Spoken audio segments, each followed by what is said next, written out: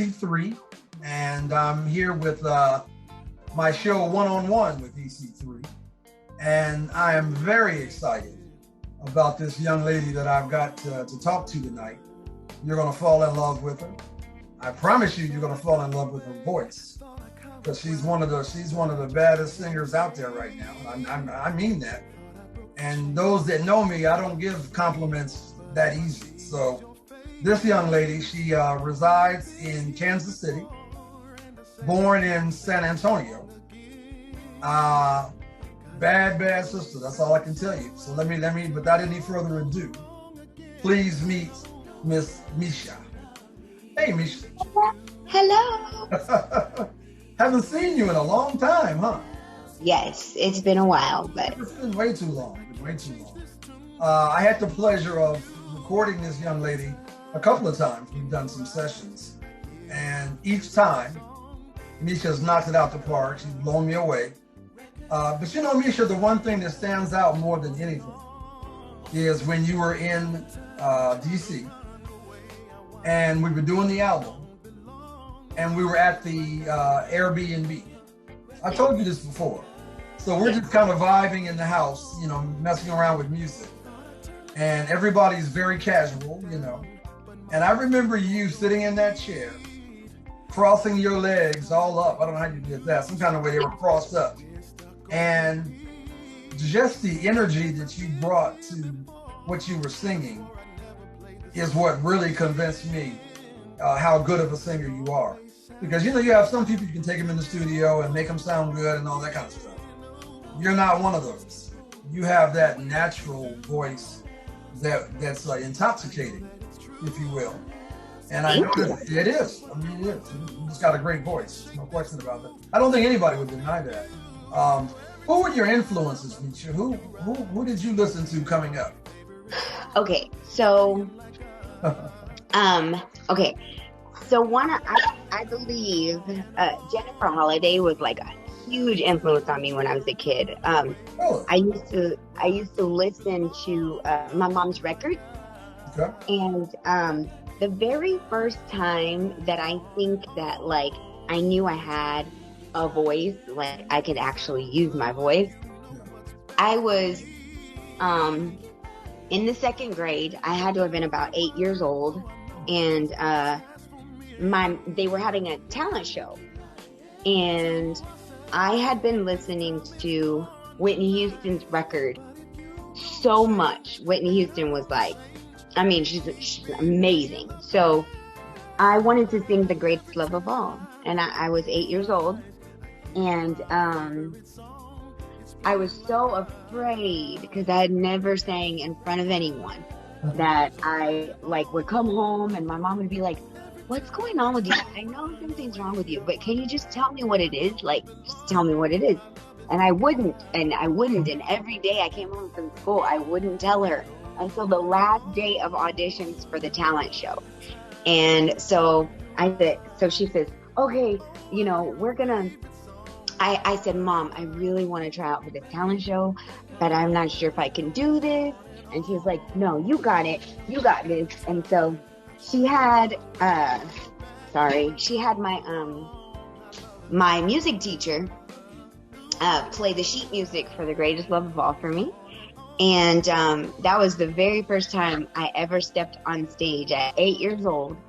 And so I think my influences around that time, you know, 1988-ish, it was really a lot of Whitney Houston, Chaka Khan. I saw Chaka Khan in concert when I was 11. And I was amazed by her. Like she was just amazing presence on stage. And those women had really paved the way for me. When I turned, I think 11 was the first time I heard Mariah Carey. And my mom was so excited to share her with me. I remember it was in the car and she was like, "You've got to hear this girl. She's amazing. She's amazing." And my mom was so excited. And I was like, "Oh," and I heard her and I was like mind blown. And she was amazing. And so she challenged me. My dog was that. So she challenged me a lot. Mariah Carey did. So any song that she came out with, that was like, okay, that's my new challenge. I gotta be able to do this, you know. So those are my. Did you do it? Did you capture Mariah when you were working? Yes, I mean, I tried. It was, you know, that was really challenging, and I used to push myself to the limit. Like, okay, she did that, I can do that, you know. Okay. I can hear that. I can actually hear that influence in what you do. Yeah.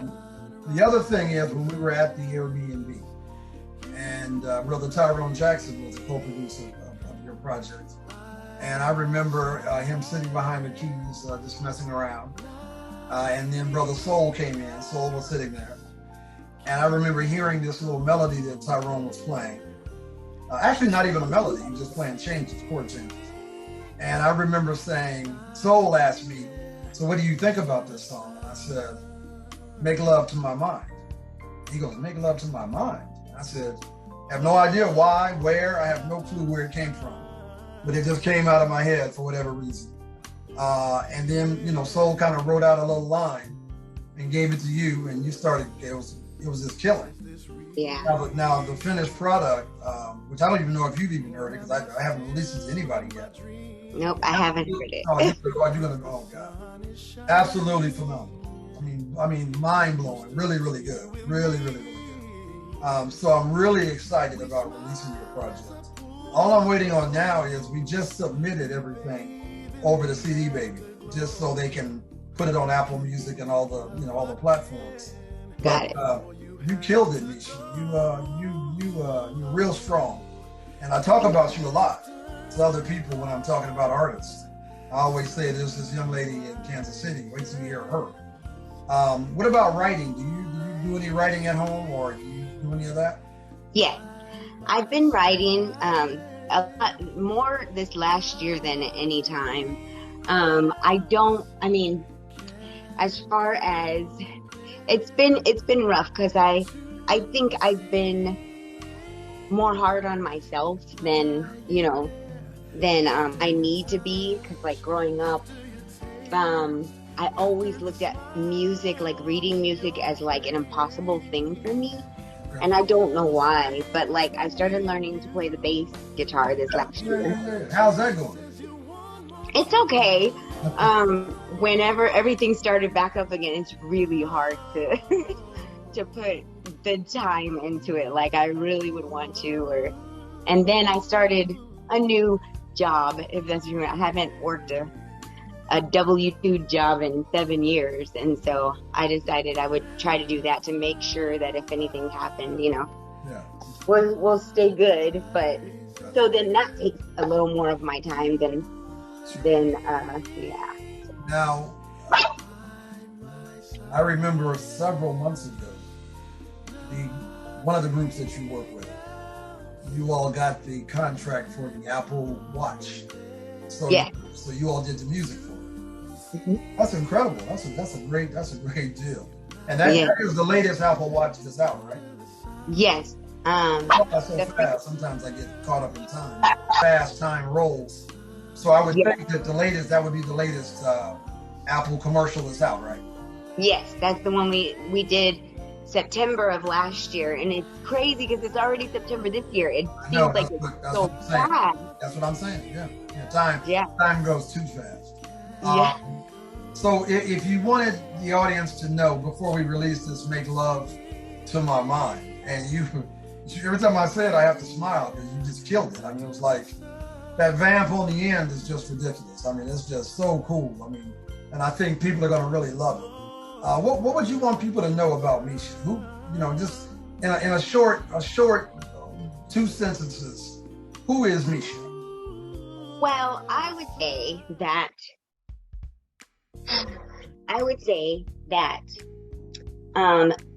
this song, Make Love to My Mind, is really kind of an ode to myself, because I think a lot of times us as people, but me for sure, like anxiety and thinking so much can like really be something that has overtaken me, just as a person. But even in the last year, you know, we had a lot of time to sit around and think about things. And so, you know, this song speaks volumes of like what I think about, you know, how I just want to more make love to my mind. And there's so much that is involved with that, you know. Is it more relationship based, or is it deeper than that? It's so deeper than that. So much deeper than. That's what I thought. Yeah, it's like, it's so much deeper. It's so, I don't know. I just, to be able to open my mouth and be a tool that can touch someone on the inside, without tangibly touching them, and on the inside of their mind to connect with an emotion, is really, really, really interesting. And I'm excited that I was chosen to do that. Misha, you took that job. I couldn't give it to anybody else. Since you took it. I mean, sometimes, you know, certain songs just, I mean, that was just like the perfect combination. Like everything was just in place. And all I remember was that day at the Airbnb. And you folded those legs up on that chair, and you had your hair all over the place, and you didn't care. But with the crazy part, or what I liked more than anything, you didn't care anything about that. Like you weren't being pretentious in any way. You weren't trying to impress anybody. It was just, this is what's coming out of me right now. No, you know, I don't care about anything else. I could care less. You know, and I sat there and I watched that, and I said, I can't wait to get this song done. It's been a long time. Because of the pandemic mainly. You know, I didn't want to put it out in the midst of that. But I'm not going to hold it anymore. It's like, okay, I mean, I know the pandemic's out, but enough is enough. It's time to unlock that lock. And that sounds good to me. I know a couple of like about a month ago, I had a Zoom like online with Claude McKnight, and it was really cool to talk to him. And we talked so much about emotion and emoting and what people see in your face. And, you know, just, there's been so many times that I'm so fixated on the control and like trying to be in control that I'm really learning to just let go. And I mean, it's changed a lot of my performance, you know? So like that part too is like make love to my mind. It doesn't have to be perfect, Misha, but just to like show that emotion and let somebody feel that emotion, because they can see it even in your movement, you know? Yeah. I think some of the people I've recorded in the past, some, not very many, but there's some that are more caught up in how they look and all of that kind of stuff. And that's what I remember about that session. You could care less about any of that. You could care less about who's listening. You could care less if you went the wrong direction on the song. It was just flowing. And I mean, it was like really magical, you know, and brother Tyrone Jackson and the team, you know, the soul Micah Wednesday Ball, who's a big fan of yours. He's a big team player with the company. And the crazy part is, Misha, they all have projects coming out as well. I am super excited for that. Wendy B's album drops this Friday. And then I've got Brother Soul's record is coming out in a few weeks. Micah's project is coming out in a few weeks. A young lady out of Baltimore, Crystal Ransom, her project's coming out in a few weeks. And another brother, Nick Ransom, his project's coming out in a few weeks. So it's a lot of stuff flowing, you know, and I'm just excited about the projects, and I can't wait for us to work together again, you know, because we did a full, I got an album on you, you know. I know. A full album now. I mean, it's like we're loaded, you know, and I figured we'll put that little teaser out with Make Love to My Mind. Okay. And then we'll drop the album so they can hear it. Because we listen to that album a lot around here, you know, with the team. We listen to it, and it's do you even remember? I mean, because it's been. I haven't heard any of it. I just the only things I've heard is the Wine Light, and I listen to that Oh, quite that's a bit. killing. That's killing. That's killing. I Yeah. forgot about Wine Light. That was totally gone. So yeah. Yeah. But you know what my favorite is on that album? My favorite song on there is Hello Like Before. Is it? Oh my God. Oh my God. Yeah. I mean, I love the song anyway, but the fact that you brought in a cat from Trinidad to play the steel pans on it, Yeah. it's just, I mean, your interpretation of the melody, absolutely gorgeous. So I cannot wait to drop that. And I think we're going to keep it under the title, Loving You. Okay. I think we're going to keep it under that title because what you did on Loving You, Misha, you need to be smacked. Yeah. Just totally smacked out. I mean, that you tore that song up. You killed that song. I remember, and I can't. Oh. I've never heard. I never got to hear. I mean, I've never heard the finish, but I remember you kept this part that I was like, oh my gosh! Like I did that, and you're like, yeah. And it was that feeling. I just got chills right now. Actually, talking about it. No, I'm dead serious. Just talking about it.